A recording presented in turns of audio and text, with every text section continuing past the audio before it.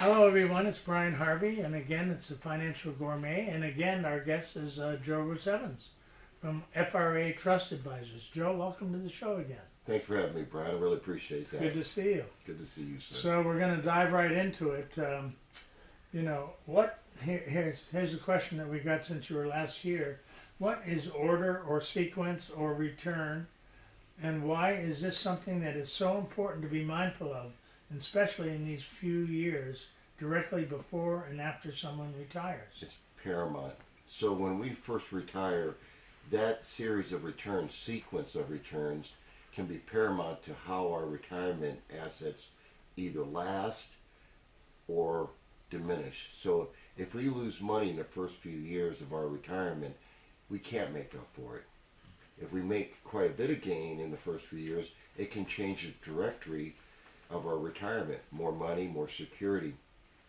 Safety First was implemented by my company years ago, and it's a fundamental tool that allows us to have security that knows our sequence of returns won't be negative those first few years.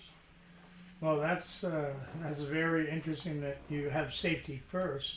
I guess you've had that in your company for a while, but 30 years. These days, today, people are definitely thinking about safety first.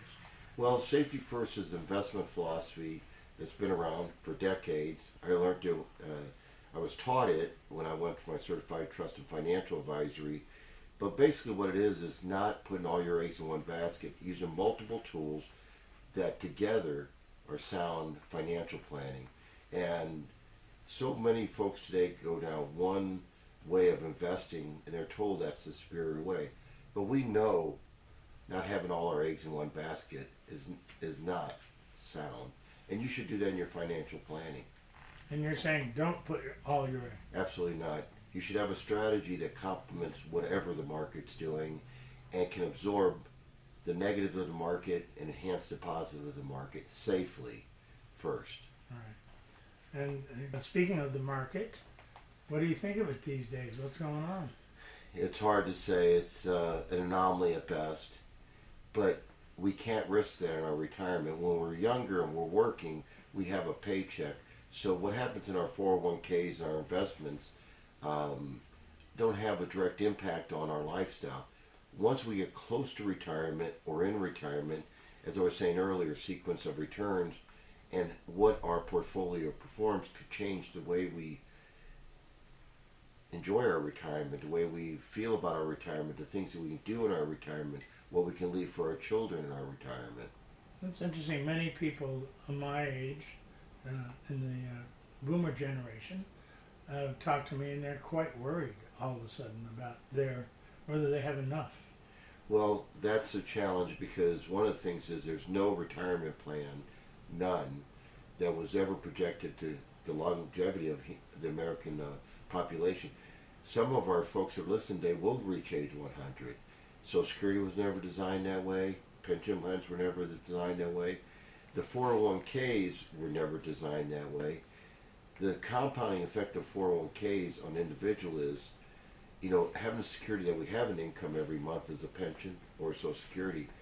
But the challenge with IRAs, 401ks is how long will they last? What will we make? How much can we take? Those are all factors that can really impact our retirement and our peace of mind. And there are fundamental strategies that are sound of one, Safety First, that can handle that, can give us a direction. And I guess over time, prices of goods and services are almost always going to rise. Why is inflation so important for attaining financial security? Why? Well, our standard of living, we want to either grow or at least stay the same. So with inflation, what that basically says over a long period of time, what it costs to buy the same good over what we're paying. So we need our income somewhat inflation adjusted to just keep it a standard of living. And today, it's a challenge. Right, we can't change our financial package, can we? That's all set with the pension and so forth. I mean, that doesn't rise to match inflation, or does it? Usually not as fast as that, and that's why having the right mixture, not having all our eggs in one basket, can take advantage of inflation, can take advantage of deflation, can take advantage of good growth in the market or even bad growth in the market. So that's where having a synergistic plan really is paramount. So, we've seen bubbles before in the stock market and so forth. Yes. What could cause the next stock market bubble to burst? There's too many to talk about on this broadcast. We have the housing bubble, worse than it was in 2008. Everyone's seen the values of homes. Gas prices like they are, inflation like it is, war, the battles that are going on across the world, COVID-19 no one that's watching us today has lived through a pandemic, and knowing what the long-term aftermath of that is, no one knows. So there's so many uncertainties, but the one certainty is we've reached this destination, retirement, and we must survive it. There's no redoing our retirement. So we have over 17,000 clients with FRA Trust, and when we work with all and every one of them, it's setting up a strategy that, come the worst, they will survive, and we want them to prosper, obviously, but we've had some cases, people came to us and didn't take our advice, and some are paying the price for it today. Yeah. It's the economy has become a global economy, hasn't it? So we're very much tied into all that's happening around the world, it seems like. Well, there's a lot of impacts. The thing that we need to be comfortable with, that no matter how bad it gets, America's a solid financial foundation. We do have our challenges. We do have our monetary problems. We do have the worst debt we've ever had, over $30 trillion and growing. Not saying it's good, but when it compared to the rest of the monetary exchange in the world, it's the best, but it's still, when you look at our inflation, the national debt, our budget crises, you look at all the crises that are happening today, it's still a scary outlook. It is. And does it affect you? Do you think about it? Yeah, I think about it. It's because it affects our clients, so I think about it all the time. But I think about the things just recently been impacted. Buying a home, filling your car up with gas. I mean, you do not. Tax is an increase in goods, services. It doesn't have to be a direct tax, but if you look at the increase in gas, that's a taxation on us. Now, whether it's government taxation, corporate taxation, but 2 or 3 years ago, a person could go all week on a gas tank of gas, and it might be $40. Now that same tank gas is $100. That $60 is lost. So that's an impact to how people are making decisions. If we have interest rates rising, which they're forecasting, and they will rise and they will lower over time, but the rising interest rates are going to make some tremendous impacts on consumers. So what's your advice, all in all, to people who are, boomers perhaps, and maybe soon to be boomers? Well, the biggest advice is it's important, it's urgent, and it's 64% of us do not have a plan. So first you get a plan. 64% of us either do not have a plan or have an inadequate plan. So 6 out of 10 of us are not prepared. So the first thing we do is we get a plan, and we start with our estate planning because we put things in order that way. Then we put asset analysis on top of that to say, what do we really want to do? Most of our listeners and people watching us today don't need to make 20 or 30%, because if they have assets, they've acquired those assets in a certain way, and obviously it feels good to make a lot of money, but we must first get practical with what is our needs. And our needs are monthly. Americans are monthly people. So going back to basics, forecasting our income first, then our asset growth, and minimizing taxes is sound business and sound planning for every one of our listeners. And again, it's important, 6 out of 10 of us don't have a proper plan. That would be step one, and that's what FRA Trust is known for, because our team of people are multidisciplined. They can help in legal, financial, and legacy planning. So when you put those under one roof, a person can feel confident that I've got a plan. I can't tell you how many people left our office, and you can see the relief in their eyes. I can't tell you over the years how many people came in and said, if it wasn't for you, I wouldn't have this kind of retirement. And it really wasn't for us, it was them valuing being good stewards to their family. Tell me about, my friends say, what is a fiduciary? That's a term that people are throwing around, and not a lot of people know what it is. Well, that's true. It's gotten a lot of popularity, and a true fiduciary is a trust company. For centuries, a true fiduciary was created from trust companies. Now it's gone into other professional fields. CPAs, CFPs, attorneys, they're all fiduciaries. And what fiduciaries are bound is to look out for the best interests of the client, give them the best advice possible in their situation at their time. And that's prudent upon myself and our team, because it is not prudent. It goes back to the beginning of our not to have all your eggs in one basket. It's just not prudent. And a lot of our folks, they're listening and watching us, they retire, they have 100% of their retirement in securities, 100%. Not 10%, not 20, not 50. Never have all your eggs in one basket. There's no bad, there's no good investments.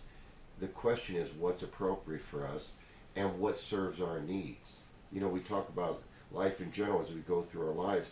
Different automobiles, different styles of automobiles serve different needs for us.